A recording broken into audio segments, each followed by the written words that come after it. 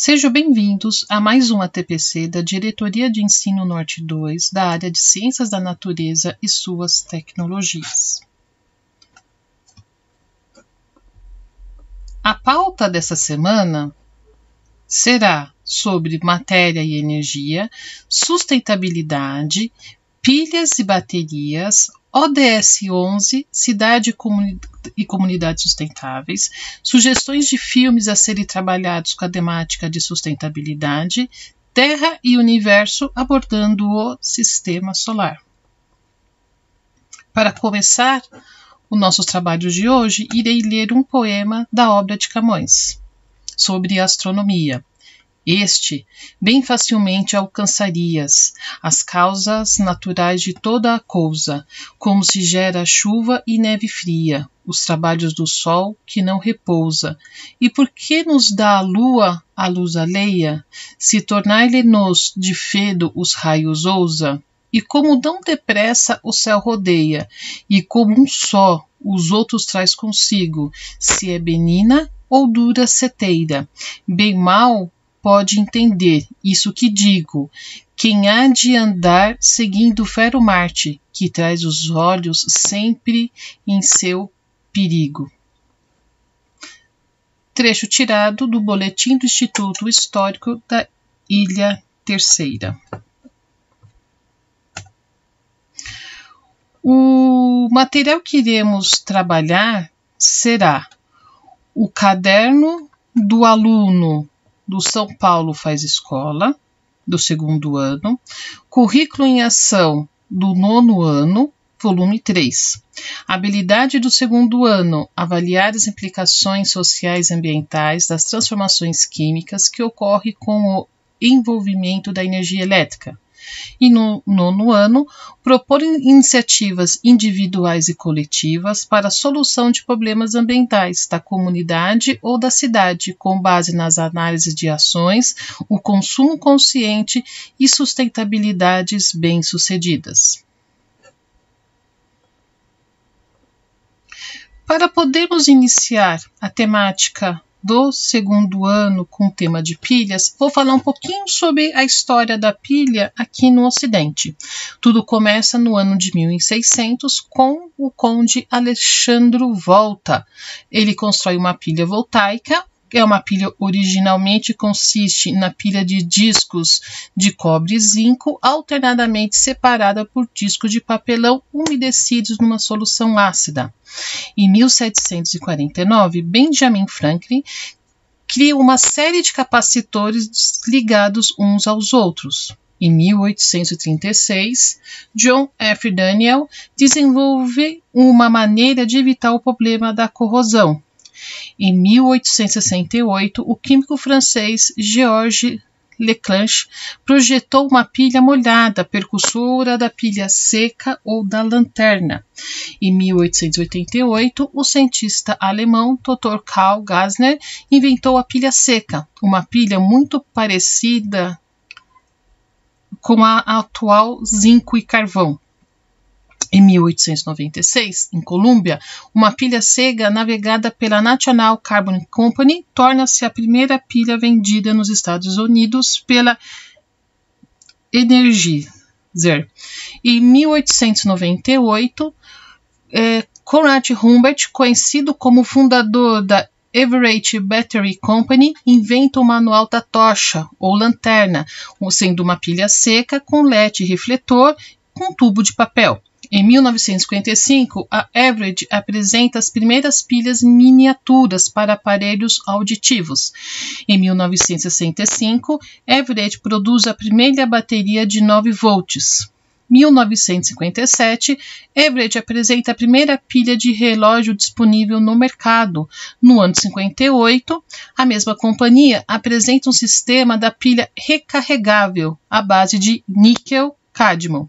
Em 1959, vira comercialmente a primeira pilha cilíndrica alcalina, revolucionando o mundo da energia portátil. Em 1960, Everett produz a primeira pilha em miniatura de óxido de silício para uso dos aparelhos auditivos e relógios. Em 1970, cria-se a pilha de lítio. No ano 89, Eniger lidera o setor de iniciativas ambientais para eliminar o mercúrio adicionado às pilhas. Apresenta também a primeira pilha alcalina AAAA comercializada. E no ano de 92, Eniger lidera o setor em iniciativas ambientais para eliminar o mercúrio adicionado nas pilhas. Mas, no Oriente, a primeira bateria que foi descoberta foi na cidade de Bagdá. Em Bagdá, o arqueólogo alemão chamado Weinmann Koenig descobriu uma coleção de potes de argila que diziam ter cerca de 200 anos antes de Cristo. Ele estudou cada pote de barro e encontrou conteúdos úmidos dentro dele. Havia uma barra de ferro enrolada em um cilindro de cobre e uma tampa de betume. Eles concluíram que eram pilhas velhas. Mas os romanos e os gregos usavam uma espécie de enguias elétricas para o tratamento da dor. Talvez a bateria fora construída com uma fonte de eletricidade analgésica menos viscosa.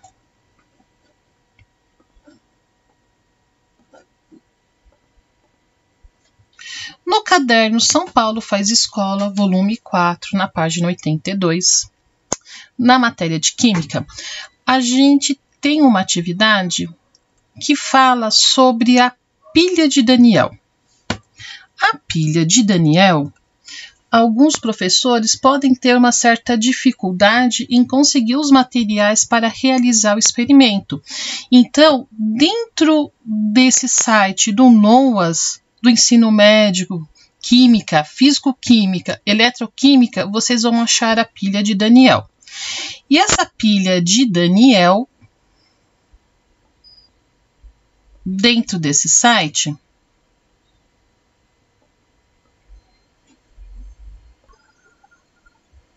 vocês vão conseguir visualizar 2 beckers com soluções de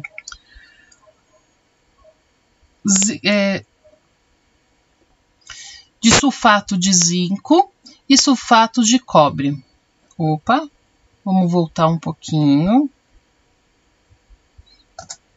Um pouquinho, por favor, vamos voltar.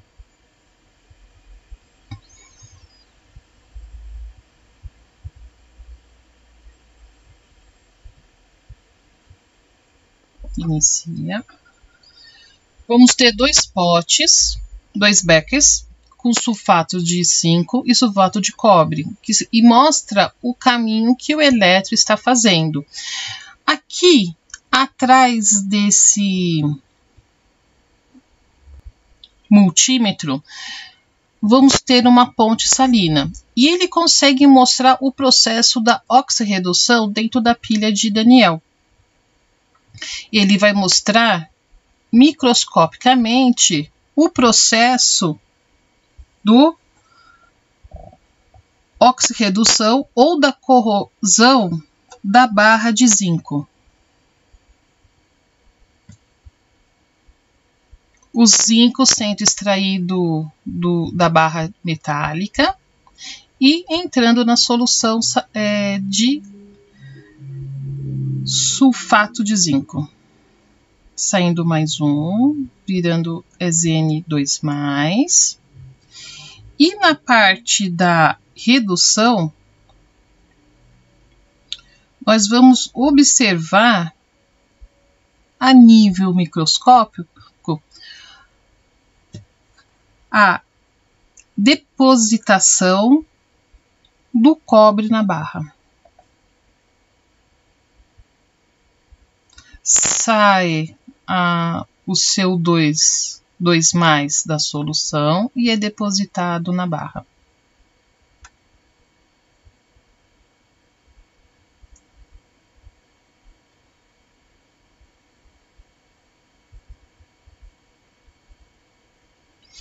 Esse simulador, se você apertar aqui em pular, você pode escolher na barras metálicas quais são os metais. Se você quer cobalto, cobre, Na outra barrinha, teremos zinco, prata, ouro, chumbo, alumínio, cobre.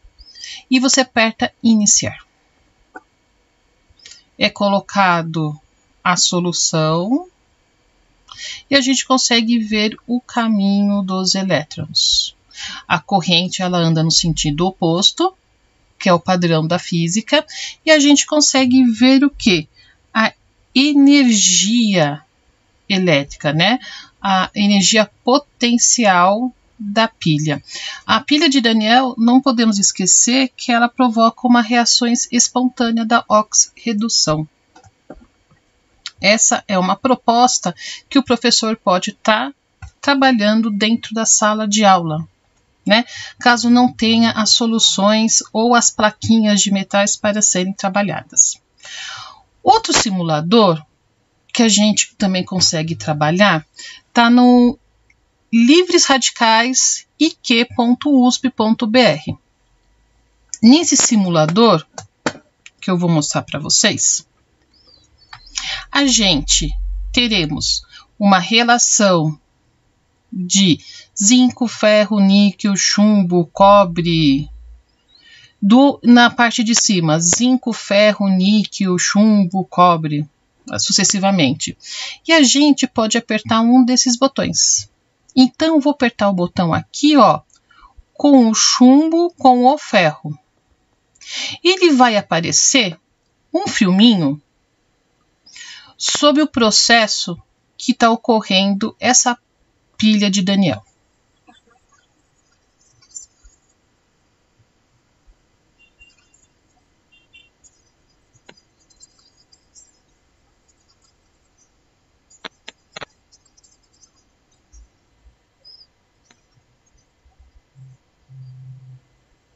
Aí ele está perguntando se eu quero inserir a ponte salina. Eu coloco sim. Aí o técnico de laboratório coloca a ponte entre as substâncias. Ó, vai fazer a ponte salina. E depois o finalzinho da ponte salina na outra solução. E ela vai ligar o multímetro.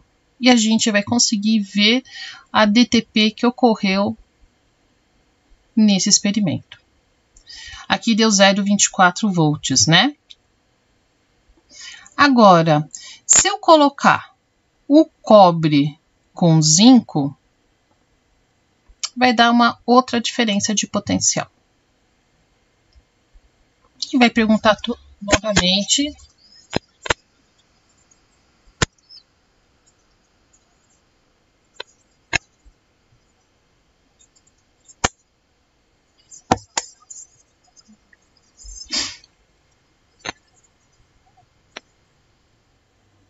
Se eu quero colocar ponte salina, eu coloco que sim.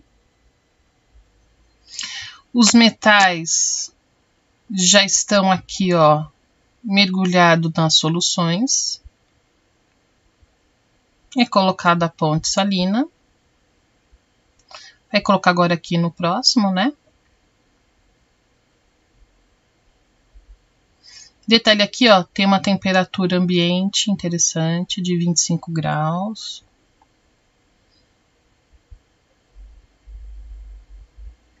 E ela vai ligar aqui um multímetro.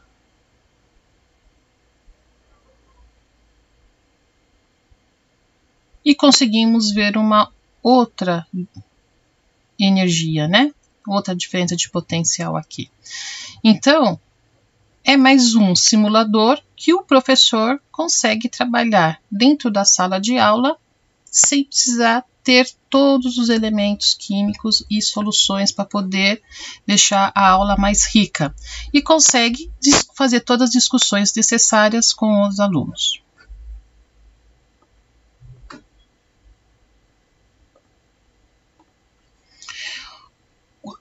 Essa daqui é uma imagem de uma pilha alcalina aberta, tá? E quando entre dois eletrodos se interpõe uma resistência de descarga, uma diferença de potencial é produzida e uma corrente começa a circular. dando início ao processo da descarga da bateria.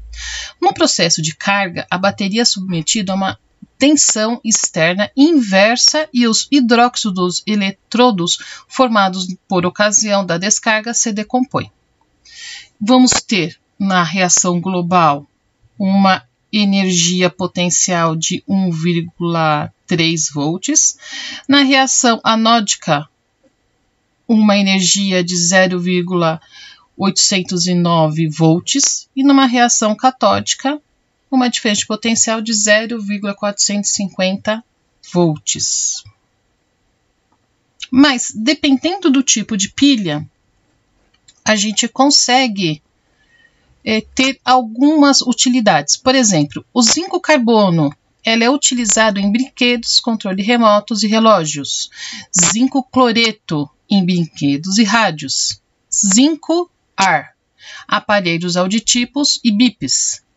Manganês alcalino, rádios, flashes luminosos, brinquedos, óxido de mercúrio, equipamentos médicos e militares, óxido de prata, relógios eletrônicos, calculadoras, lítio, relógios e equipamentos fotográficos, lítio-íon, computadores e celulares, nicometal hidreto, computadores e filmadoras, chumbo ácido, baterias automotivas, luzes de sistemas de alarmes, níquel cádmio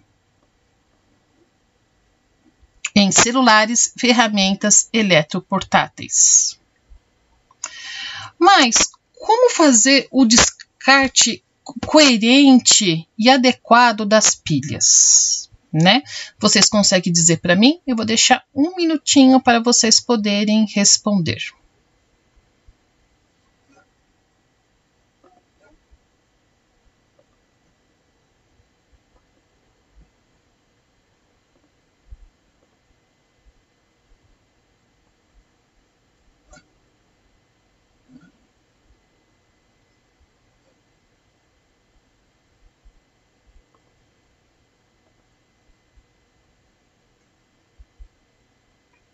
Como será que a gente pode fazer os descartes, né? Podemos colocar em qualquer ambiente o descarte dessas pilhas?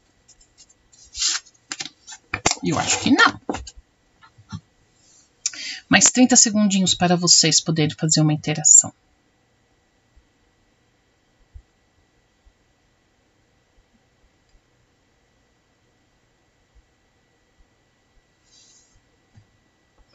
Será que a gente consegue fazer?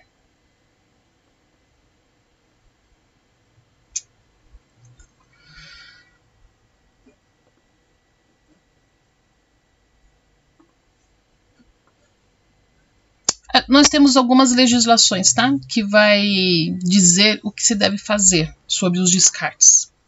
A Lei 12.305 institui a Política Nacional de Resíduos Sólidos, alterando a Lei 9.605 do ano de 98. No artigo 33, são obrigados a estruturar e implementar sistema de logísticas reversa mediante retorno dos produtos após o uso pelo consumidor, de forma independente do serviço público de limpeza urbana e de manejo, os resíduos sólidos, os fabricantes, importadores, distribuidores e comerciantes. Em outras palavras, se eu tenho algum produto que ele é contaminante, como a pilha, pela toxicidade, o fabricante, comerciante, ele tem que criar alguns critérios de recolher essa mercadoria e devolver para a indústria, para que seja feito os descartes coerentes, tá certo? E a pilha é o segundo item que entra como produtos a sofrerem a logística reversa. No ano de 2017, tivemos o decreto 9.177, que institui a Política Nacional de Resíduos Sólidos, que complementa o artigo 16 e 17 do decreto 7.404 de 2010. No artigo 1, o decreto estabelece normas para assegurar a isonomia da fiscalização e do cumprimento das obrigações imputadas aos fabricantes, aos importadores, aos distribuidores e aos comerciantes de produtos, seus resíduos e suas embalagens, sujeita à logística reversa obrigatória. No artigo 2, os fabricantes, os importadores, os distribuidores e os comerciantes de produtos, seus resíduos e suas embalagens, aos quais se refere ao caput do artigo 33 da Lei 12.305, de 2010, e de outros produtos, seus resíduos e outras embalagens sujeito de logística reversa, na forma do parágrafo 1º do referido artigo. Não signatários de acordo setorial ou termo de compromisso firmado com a União são obrigados a estruturar e implementar o sistema de logística reversa, consideradas as mesmas obrigações imputáveis aos signatários e dos aderentes de acordo setorial firmado com a União.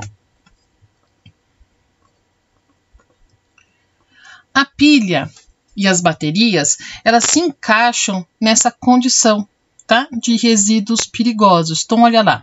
As pilhas e baterias têm como princípio básico converter energia química em energia elétrica, só que elas são formadas de metais pesados, como chumbo, cádmio, mercúrio, níquel, prata, lítio, zinco, manganês e outros compostos.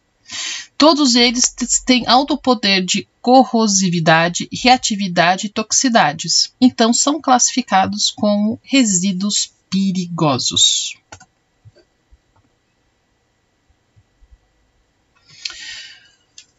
A classificação dos resíduos perigosos vai depender do risco de contaminação.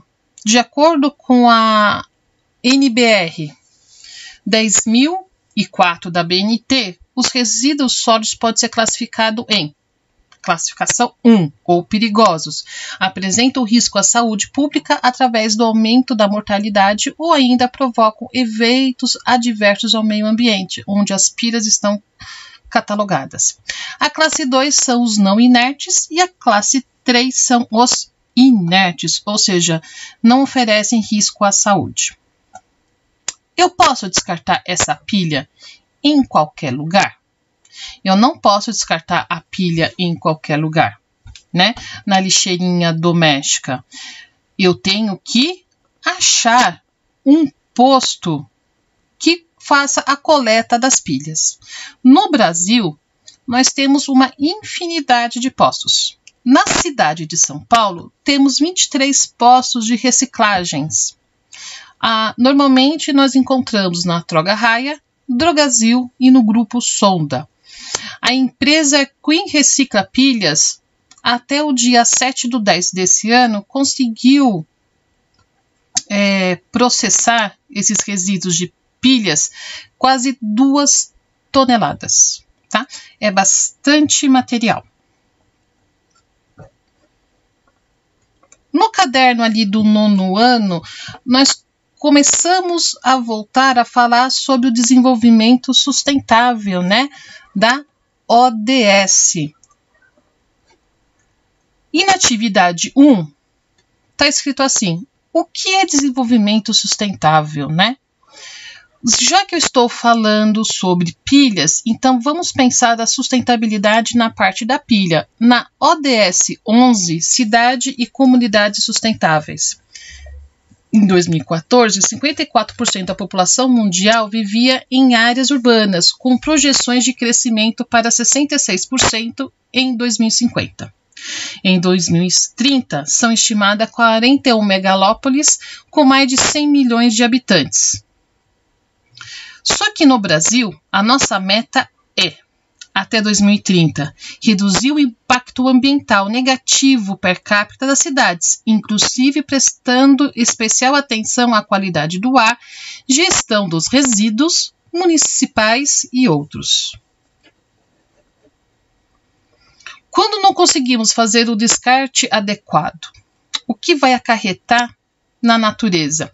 No ano de 2017, houve o 11º Encontro Nacional em Pesquisas Educacionais em Ciências, realizada lá em Santa Catarina. E poluição do solo através de pilhas e baterias, tá? Quais são aspectos científicos? Reações inorgânicas de oxirredução envolvendo no funcionamento das pilhas e baterias. Temos os metais pesados, estruturas molecular e a eletroquímica.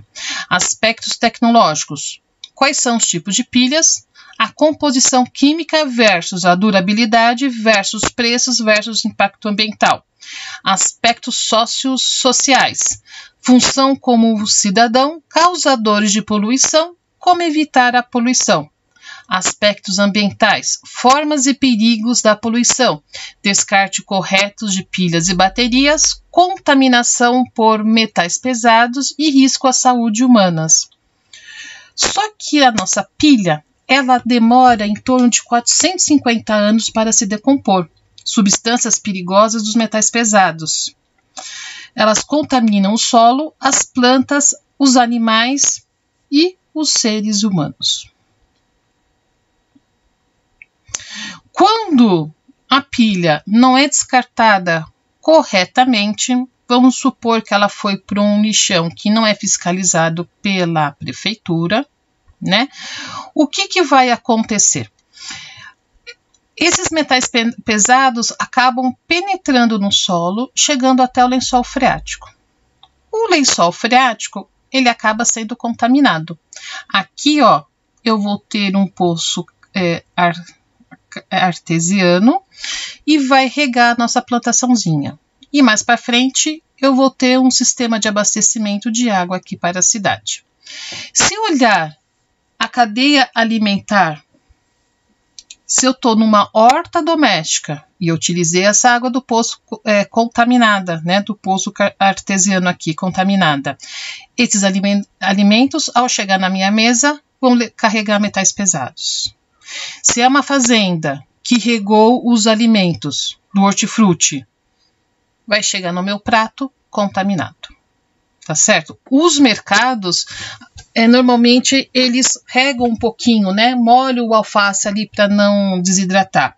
Se eu tô com uma água contaminada, eu tô comendo metal pesado, por tabela. Tá certo? Então, o descarte das pilhas é um perigo se não for feita num posto adequado de coleta. Só que não é só as pilhas que acabam contaminando o solo, tá? Eu vou ter aqui o lixão, né? E eu vou ter outros itens. Por exemplo, poço de gasolina, vazamento de tanque de armazenamento da água subterrânea. Os tanques contêm produtos de gasolina, duleno, xileno, etibenzeno, benzene e naftaleno, altamente contaminantes. Nós temos os cemitérios elevados de coliformes fecais, espectroscópios fecais, bactérias de diversas categorias, salmonela, elevados teores de nitratos ou metais como alumínio, cromo, cádmio, manganês, bário e chumbo. Lixões e aterros irregulares, tá? Componentes orgânicos oriundos do chorume, contaminando com bactérias, resíduos contaminantes diversos, inclusive metais pesados. Se eu colocar minha pilha no lixo doméstico e esse lixo foi para o lixão irregular, estou contaminando o lençol freático, como é mostrado aqui nesta imagem, tá? O lixão vai contaminar a água. Aqui embaixo eu vou ter uma imagem de um poço de gasolina em que um dos tanques foi rompido e houve o vazamento, provocando uma contaminação do solo. Esses metais pesados, se entrar em contato com o nosso organismo, eles podem acarretar algumas doenças. Por exemplo, o lítio, ele vai provocar insuficiências cardíacas, causando um distúrbio em uma das estruturas anatômicas chamado nó sinusial. Essa estrutura tem a função de um marca-passo natural, evitando estímulos elétricos dos quais depende o funcionamento do coração. Pode ser agravado, afetado pelo elemento alcalino. O cádmio, ele pode provocar uma insuficiência renal crônica, através de águas e alimentos contaminados, tá? graves problemas nos rins. Isso ocorre porque o cádmio tem uma vida muito longa, ele vai demorar de 10 a 30 anos para ele sair do organismo, né, para ele decair. E demora muito para ser eliminado pelo organismo. O chumbo, ele vai fazer danos nas articulações, deixando as articulações paralisadas. As primeiras afetadas são os dedos e o pulso. O mercúrio, ele vai afetar na perda da memória, tá? Por exemplo, peixes contaminados, debilidade às funções cerebrais, causando perda da memória ou distúrbios psíquicos. Lembra que eu falei que os animais também podem ser contaminados? Nesse caso, foi uma contaminação através do peixinho contaminado. E o cádmio, ele provoca inflamações do pulmão por meio da fumaça proveniente da sua queima. Pode causar edema pulmonar. O chumbo provoca também distúrbios digestivos, tá? Tanto quanto o cádmio, ele arruína o nosso sistema digestivo, tá? E é irreversível. Ou seja, metais pesados entrando em contato com o corpo altamente perigoso. Mas, graças a Deus, que a tecnologia está à nossa ajuda. Nós temos algumas técnicas que podem determinar se o solo ele apresenta esses elementos pesados de metais, tá? Um deles é a espectrofotometria, utilizando uma técnica do espectrofotometria para medir quanta substância química é absorvida pelo feixe de luz. Então, eu tenho uma amostra da substância, eu quero saber se ela tem metal ou não, ou outra substância que eu quero analisar. É feito um feixe de luz e vamos ver o quanto que essa luz é absorvida. E eu vou conseguir determinar qual que é o elemento. Depois nós temos aqui, ó, cromatografia. É uma técnica analítica que tem por finalidade geral a separação, purificação de misturas, quanto acolopadas em detectores de massas, e fornece também informações acerca da identidade da molécula. Outra técnica é a colometria, método de análise baseado na comparação de cores, ou mais especificamente, a faixa de comprimento de uma cor com base a outra, que é utilizada como padrão. De acordo com a intensidade do tom alcançado, interfere-se na concentração das substâncias que está sendo analisada. No caderno do aluno, também ele pergunta sobre um mapa conceitual sobre a poluição. Então, se eu olhar aqui, ó, poluição, eu tenho dois tipos, ou do solo ou da água, né? Se eu olhar do solo, ele é proveniente ou de lixos ou de metais pesados.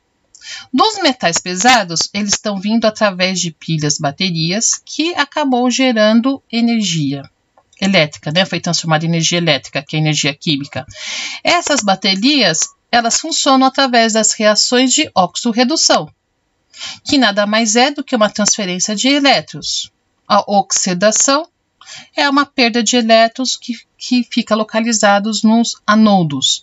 Já a redução é um ganho de elétrons que fica localizado no cátodo do experimento, ou da pilha, tá bom? Então, é um mapa mental que conseguimos trabalhar com os alunos dentro da sala de aula. Alguns filmes indicados de sugestões, tá? Eu vou falar sobre 16 filmes.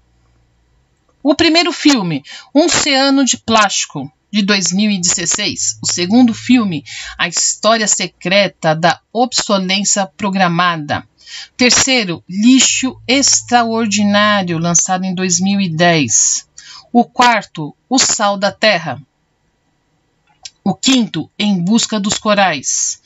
O sexto, Sertão Velho Cerrado, de 2018. O sétimo, Como Mudar o Mundo. 8, Missão Blue. Nono, Home. 10, Terra. 11, Virunga. 12, Nosso Planeta. Esse temos no Netflix. 13, There's Something in the Water. 14, Água Tóxica. 15. Erin Bruntovich, uma mulher de talento. São sugestões para poder trabalhar com contaminação da água, do solo. E da Erin aqui, ele vai falar também um pouco sobre doenças, tá? Cânceres relacionados aos metais pesados da água por uma indústria. A segunda parte do nosso ATPC é focado o quê? Terra e universo e sistema solar. Que me baseei no caderno do 9º ano com as seguintes habilidades: descrever a composição e a estrutura do sistema solar, assim como a sua localização na nossa galáxia e do universo. Identificar e relacionar diferentes leituras do céu e explicações sobre a origem da Terra, do Sol e do sistema solar, a necessidade de distinguir distintas culturas. Descrever o ciclo evolutivo do Sol, nascimento, vida e morte, com base no conhecimento das etapas da evolução estelar e analisar os possíveis efeitos desse processo no nosso planeta. Na página 143 do caderno do aluno, vamos começar. Onde estamos no universo? Qual é a nossa localização? Qual seria o nosso endereço espacial? E na página 153, ele faz aqui, uma referência sobre distâncias do espaço e uma relação de anos-luz. Então, vamos lá. Para eu poder falar sobre o sistema solar, eu vou trazer a hipótese de duas pessoas, de Kant e de Laplace. Tá? E ele diz na sua hipótese que o nosso sistema solar se formou em torno de 5 bilhões de anos atrás. É a nossa referência, tá? E está em sua obra, no livro Exposição do Sistema do Mundo. Para eu falar sobre sistema solar, eu vou diferenciar o que é um sistema solar e o que é um sistema planetário. O sistema solar é uma estrela. Vou ter os planetinhas, só que o nome dessa estrela é Sol. Então, a palavra solar vem de Sol. Então, se eu tenho um Sol e vários planetinhas orbitando ele, eu vou ter um sistema solar. Mas, se eu tiver uma estrela que não seja o nosso Sol, com vários planetinhos orbitando ela, a estrela, nós teremos um sistema planetário. Ou seja, sistema planetário é o que não faz parte do nosso sistema solar, tá? É uma definição. Tudo que eu falar sobre sistema solar, eu posso também estar indiretamente relacionando aqui, com o sistema planetário. O sistema solar é muito parecido com a formação de uma galáxia, né? Houve uma grande explosão, eu tenho uma nuvem densa, quente, essa nuvem começa a resfriar, ela começa a entrar em colapso, né? Ela começa a formar o ciclo de acreção, as partículas, uma começa a se chocar na outra, essas partículas estão no movimento circular por causa do movimento angular. No centro desse disco eu tenho uma força gravitacional forte, acaba montando um objeto grande. Esse objeto vamos chamar que é uma protoestrela. Se essa estrela começar a engatilhar a fusão nuclear, eu vou ter o Sol, né? Uma estrela ativa, estou falando no sistema solar, então vou falar que é o Sol. Eu vou ter aqui o surgimento do Sol. Na hora que todos esses fragmentos foram limpos nas suas trajetórias, eu vou ter os planetas. Se eu tiver algum planeta no meio desses destroços, ele vai ser chamado de planeta anão. Isso é a formação do nosso sistema solar. Então, para eu ter um planeta, a sua órbita tem que estar limpa, tá? Porque eu gosto de falar muito de séries, né? Ele é meio esquecido ali no meio da Terra e de Marte. Marte e Júpiter. Tá certo? O nosso sistema solar, ele é rico em hidrogênio e hélio, gasosos. Outros materiais condensados com os grãos sólidos que são formados os planetas. As suas temperaturas elevadas permitem apenas a condensação de rochas e metais em grames no interior do disco. Quanto mais próximo do Sol, maior a concentração de rochas, tá? E metais.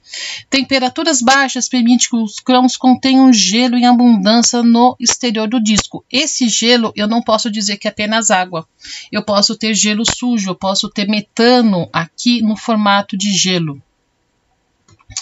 Os planetas rochosos, formados por colisões de pequenas partículas planetesimais e através da atração gravitacional. Aqui eu trago os nossos planetas rochosos, que são 4, e com um grau de inclinação de cada um em relação à elíptica. Ó. Então, a Terra tem uma inclinação de quase de 24 graus, ó, 23 graus e meio. Marte, 25 graus. O planeta, o mais estranho de todos, é Vênus, tá? Eu tenho uma inclinação aqui em Vênus de 177,4 graus. E o mais interessante é que ele gira no sentido contrário aos demais planetas.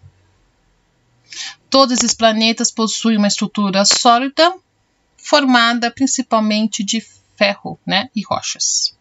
Então, aqui, ó, nessa imagem, o Solzinho está aqui no meio. Quanto mais próximo aqui do Sol, ó, altas temperaturas, 2000 kelvins, eu consigo ter, ó, metais e rochas.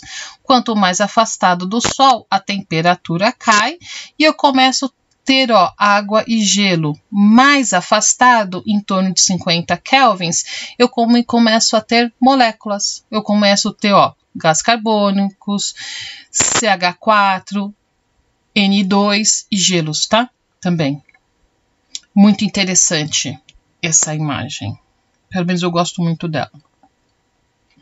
Os planetas gasosos, formados principalmente de hidrogênio e hélio, eles são conhecidos também como planetas gigantes, porque comparado com o tamanho da Terra, eles são extremamente grandes. E eu trago a inclinação desses planetas. Tá? Júpiter tem uma inclinação de 3,1, Saturno de 26,7 graus, Urano 97,9, Netuno com 28,3 e um planetinha anão aqui, ó, com 122,5 graus em relação à elíptica. Detalhe para o planeta Urano, tá certo? Ó, a inclinação dele, ó, quase aqui, ó, eixo do, se eu considerar o eixo cartesiano aqui, ó, tá muito próximo do eixo X aqui, né? Tá certo? Isso aqui é uma característica muito engraçada de Urano. Como eu falei para vocês nos ATPCs passados, todos os planetas gasosos possuem anéis, então eu trouxe algumas imagens, tá? O primeiro planeta aqui, ó, é Urano. Ele tem 13 anéis, bem fininhos. Essa foto foi obtida através do telescópio Hubble. Netuno foi fotografado em 99 pela sonda Voyager. Aqui, ó, ele tem 2 anéisinhos bem discretinhos, tá vendo? Bem discretinhos. A mesma imagem, ó. Desculpa, essa imagem aqui já é Júpiter na missão de Galileu. Então aqui, ó, Júpiter também tem um anelzinho bem discretinho, tá? Todos os gigantes possuem anéis.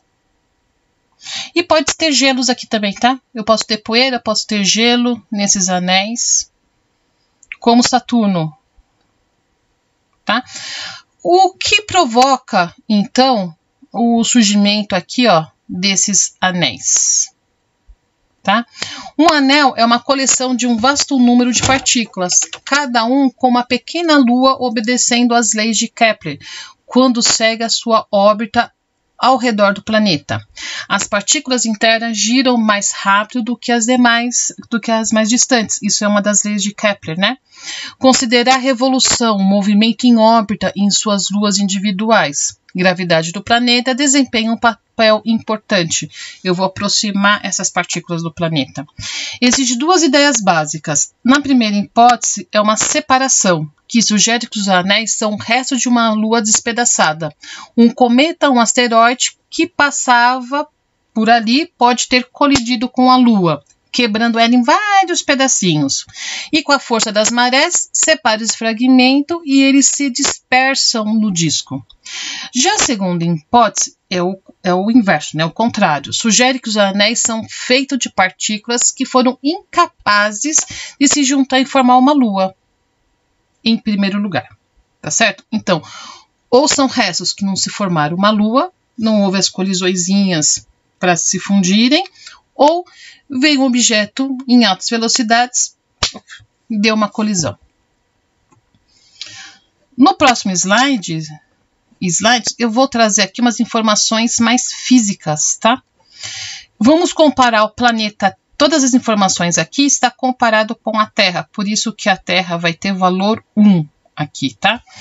Então, a densidade dos planetas telúricos, os planetas rochosos, tem uma densidade muito elevada comparada com os planetas gasosos, tá certo? Ó, Mercúrio tem uma densidade de 5,4, Vênus 5,2, a Terra 5,5, Marte 3,9. Já a densidade dos gasosos, ó, 1,3, Júpiter, Saturno 0,7, Urano 1,3, Netuno 1,6. Materiais nas atmosferas, tá? De Vênus, a gente vai ter uma concentração muito forte ali do gás carbônico e o nitrogênio, com 3%, carbono 96%. A Terra, a nossa atmosfera tem 78% de nitrogênio e 21% de oxigênio. Marte, uma concentração fortíssima de gás carbônico, 95%, e 3% de nitrogênio. Muito parecidas aqui, ó, com Vênus, tá vendo? Com Vênus. Já os planetas gasosos, Júpiter, eu vou ter 73% de hidrogênio e 20% de hélio. Saturno, 78% de hidrogênio e 20% de hélio. Urano, eu vou ter hidrogênio e hélio, água, CH4, NH3. Netuno, hidrogênio, hélio, água, CH4, NH3. Quanto mais afastado do Sol, esses elementos que são mais leves, hidrogênio e hélio, é mais fácil na sua abundância ser localizados, tá?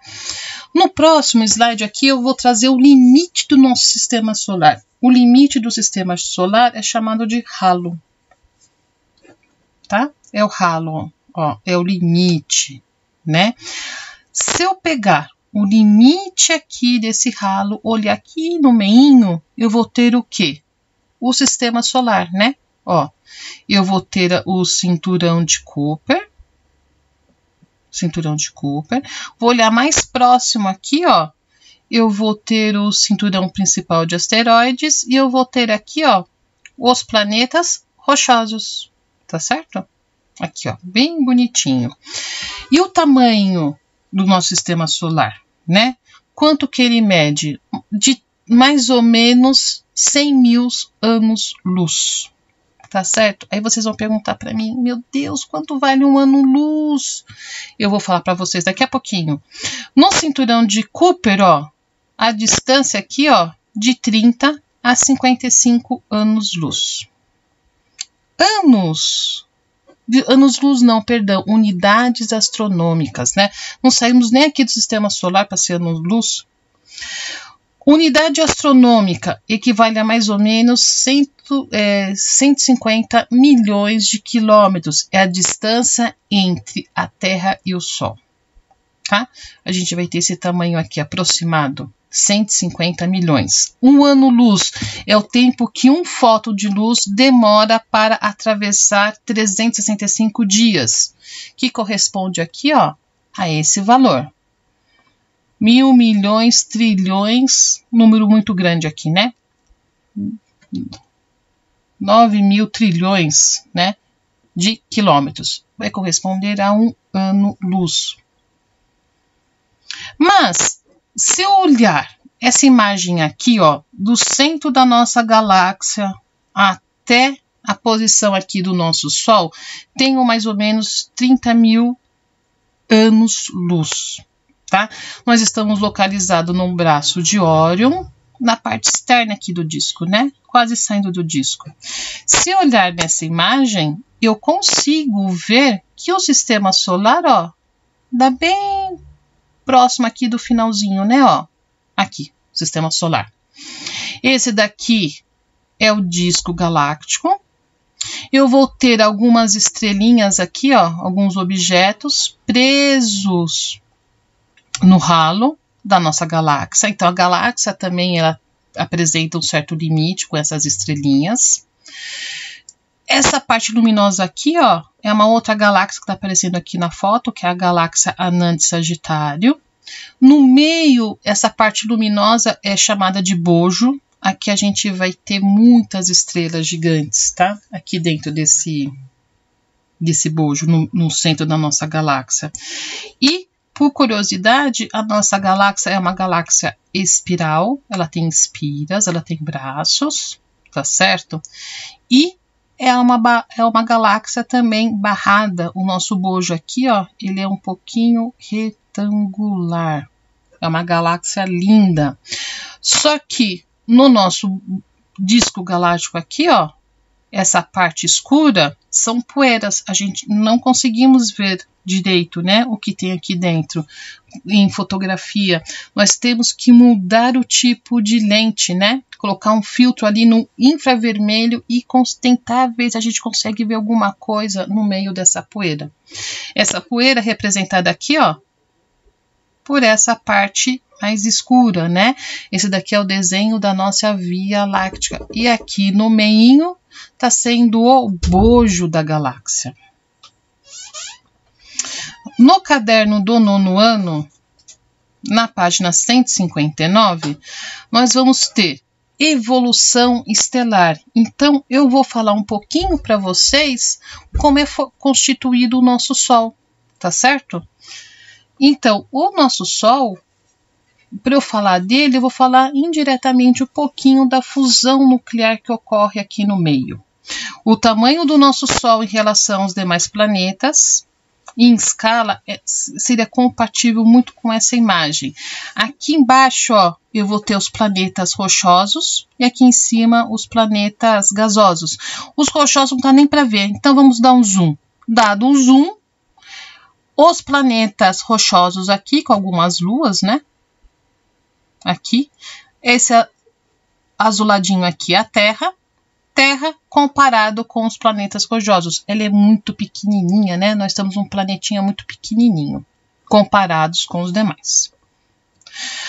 A formação das estrelas, ela apresenta mais ou menos 91% da sua massa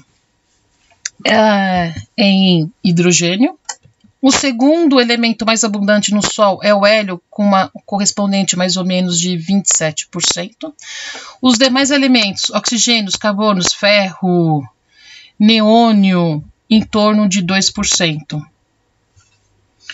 E a gente apresenta algumas moléculas também na superfície do Sol, como o OH e o CO. Lembrando que o nosso Sol é um Sol de terceira geração, né?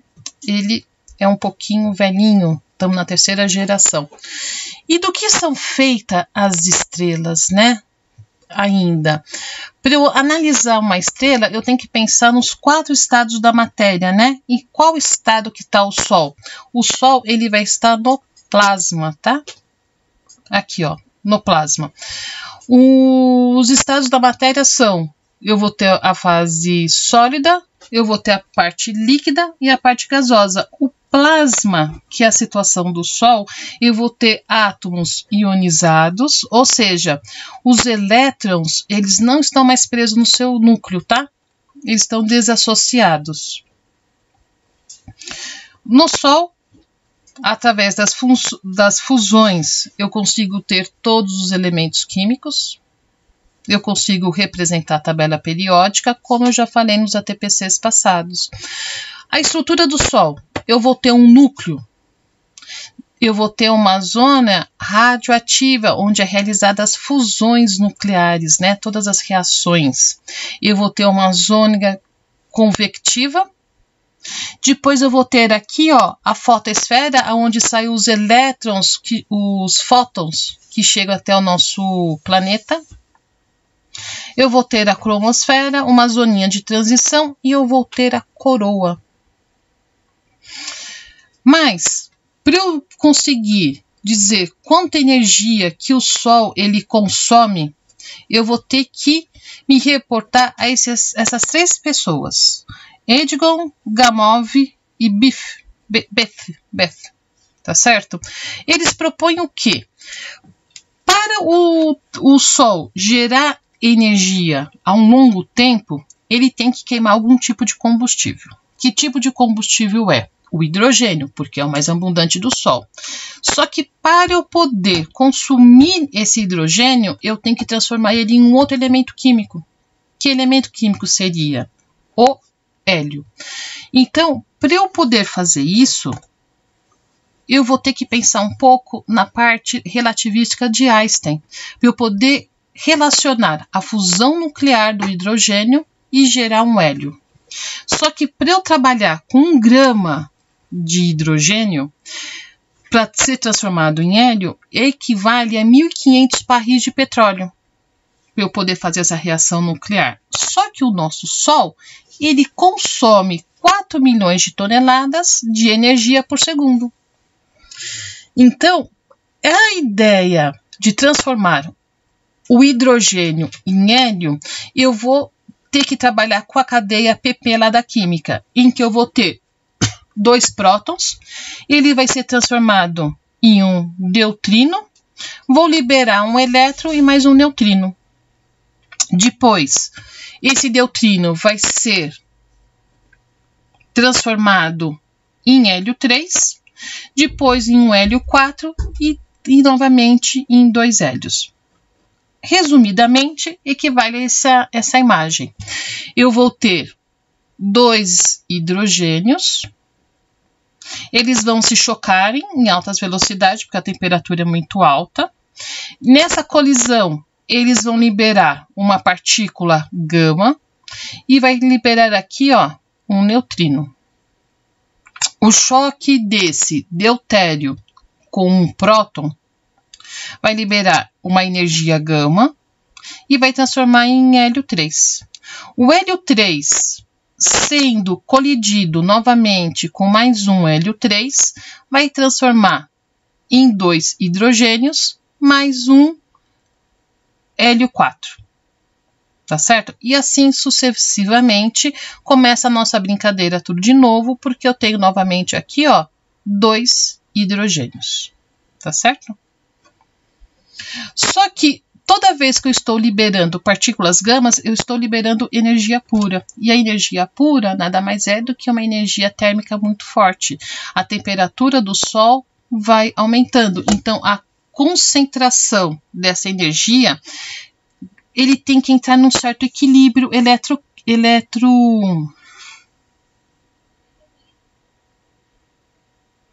um equilíbrio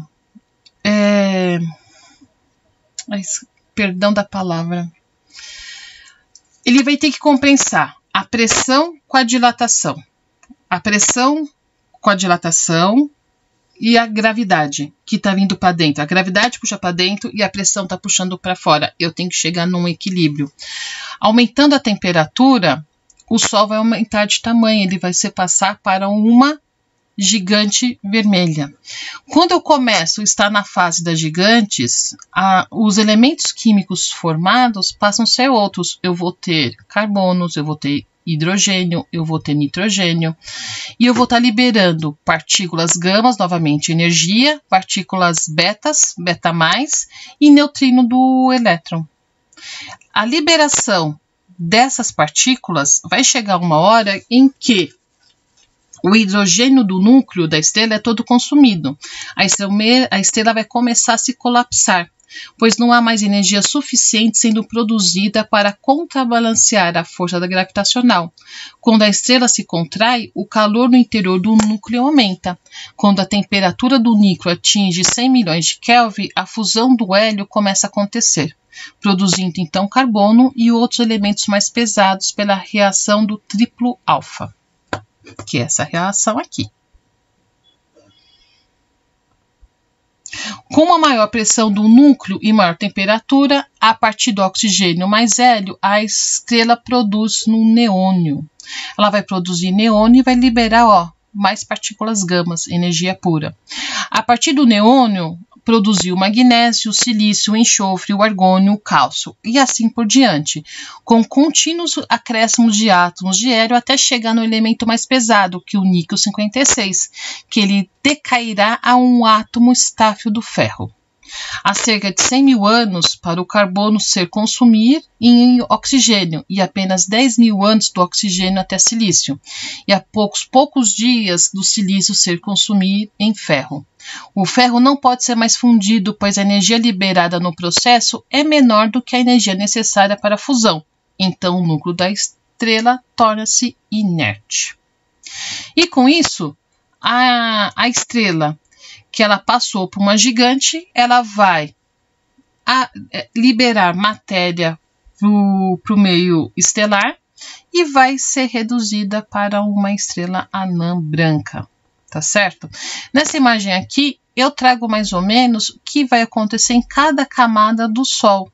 No núcleo dele, quando chegar no colapso, ele vai ter ferro, depois ele vai ter o silício, o magnésio, o neônio, o oxigênio, o carbono, o hélio e o hidrogênio. Tá certo? O único que não está fazendo o processo aqui de fusão vai ser o núcleo dessa estrela, que vai ser formado por ferro. Voltando para a estrutura do nosso Sol, tá? Então, eu vou ter um núcleo. Esse núcleo, depois do núcleo, eu vou ter aqui uma zona de radiação, onde é feita a fusão nuclear, a cadeia PP ou CNP aqui. Tá? Atualmente, o nosso Sol está no ciclo PP, ele está consumindo apenas o hidrogênio. Eu vou ter uma zona aqui, ó, convectiva, processo de propagação de calor. A massa mais quente sobe, a mais fria desce. Eu vou ter aqui uma sobreposição. Essa zona de convecção, ela é muito parecida aqui, ó, com uma panela de água fervendo. Eu posso comparar isso, tá? O núcleo da nossa estrela, ela chega em torno aqui de 15 milhões de graus kelvins. Na fotosfera, aqui, ó, na fotosfera, para a luz poder sair do Sol, vai demorar mais ou menos 1,5 milhões de anos para chegar até a superfície do Sol, ou seja, a parte externa aqui. No núcleo, eu tenho em torno de 15 milhões. Na zona radioativa, a temperatura ela cai para 7 milhões a 2 milhões de graus kelvins. Na zona convectiva, ela cai drasticamente de 2 milhões para 6.400. Na fotosfera, cai pouca temperatura, né? Apenas 2.000 graus. De 6.400 vai descer até 4.400 na fotosfera, onde está liberando os fótons que chegam aqui na Terra. Na cromosfera, em torno de 4.400 e começa a elevar a temperatura de 2.000. Na zona de transição, ela vai de 20.000 a 1 milhão de graus kelvins. E na coroa pode ultrapassar a 1 milhão de graus kelvins. Então, o nosso Sol ele é muito nervoso. Eu tenho um núcleo extremamente de uma temperatura elevadíssima, de 15 milhões. Vai decair essa temperatura e volta a aumentar até a coroa. Na fotosfera, em grego, quer dizer esfera de luz, tá? O Sol ele apresenta algumas manchas. Essas manchas solares mais escurinhas aqui. Os grânulos, que são essa parte aqui, ó, do ladinho aqui das manchas, estão percebendo? Os grânulos, ele dura mais ou menos de 10 a 20 minutos, com uma velocidade de 25 km por hora, tá? Parece aqui uma panelinha de pressão, assim, ó, água fervendo, ela sobe e desce, sobe e desce, sobe e desce. É bem bonitinho aqui. O tamanho da mancha em relação ao nosso planeta, Terra, ou seja, uma mancha tem o tamanho aqui do planeta Terra. A parte mais escura dessa mancha, que é a penumbra, nós temos uma temperatura de 5.500 kelvins. Nessa parte mais alaranjada, a temperatura aumenta um pouquinho para 4.500. E na parte amarelinha, bem bonitinha aqui, em torno de 1 milhão de graus kelvins, né? O nosso Sol tem uma outra característica, a velocidade dele é diferente nos polos em relação à linha do Equador. Com isso, nós chamamos que ela apresenta uma velocidade diferencial.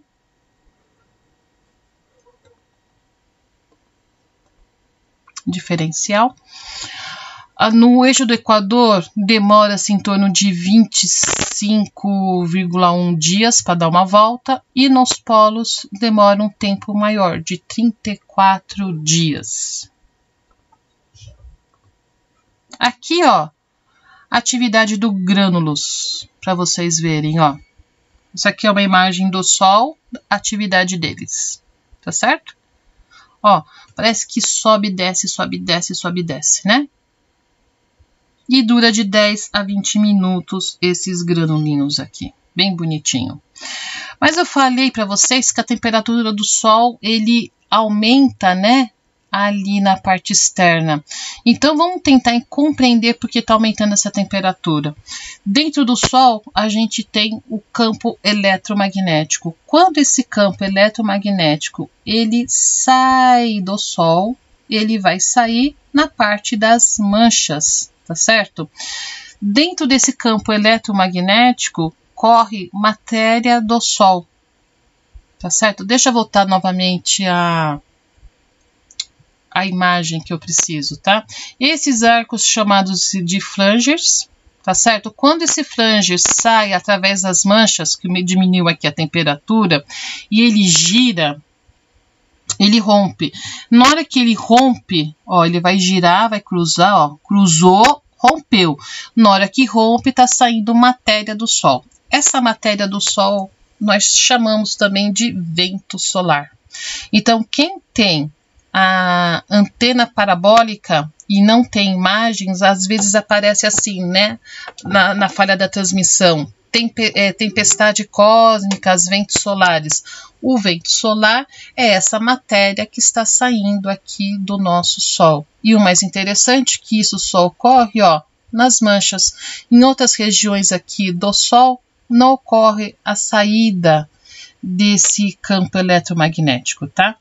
Aqui nós temos uma foto da coroa do Sol, em épocas que eu tenho bastante manchas, e aqui em épocas que eu tenho baixas manchas, né, baixas produções. Só que, curiosamente, nessa imagem aqui, ó, a gente tem uma protuberância. Essa protuberância é o momento que estava saindo matéria do Sol, tá? Aqui, ó, o campo eletromagnético liberando matéria do Sol.